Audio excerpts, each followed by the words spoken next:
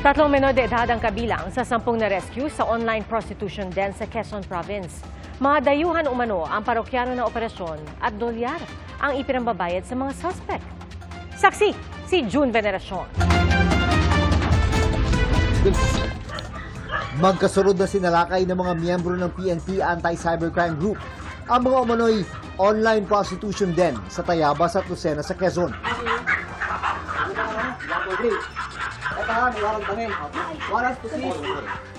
Ang ilan sa biktima naabutan pang nakapwesto sa harap ng kamera. Yan ako, walang hawak.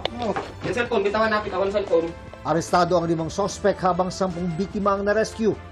Kabilang dyan ang 3 minor de edad. Pero nakalayo pa rin sila dito sa...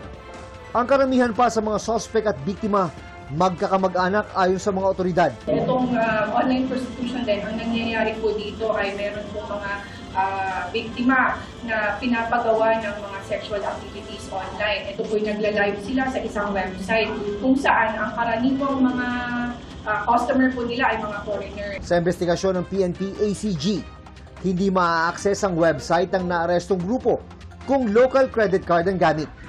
Dolyar din ang bayad sa kada show ng mga biktima. Bali yung bayad po dito ay kung gaano kalala yung sexual activities na gagawin ng victim, ayun din po yung taas ng price na ibabayad sa kanya. Noong nakarang taon pa raw nagsimulang mag-operate ang 2 prostitution den. Nakatanggap ng tip ang PNP ACG tungkol sa iligal na aktibidad kaya nagsagawa ng investigasyon. At pagkatapos ay naglunsad ng operasyon, makarang makakuha ng search warrant mula sa korte. Maharap sa reklamong paglabag sa Anti-Trafficking in Persons Act, kaugnay ng Cybercrime Prevention Act, ang mga naarestong sospek. Posible silang maharap sa hanggang 20 taong pagkakakulong at multa na hanggang 2 milyong piso. Hindi naman pinayagan ng mga abogado ng mga sospek na makipag-usap sila sa media dahil iniimbestigahan pa ang kaso.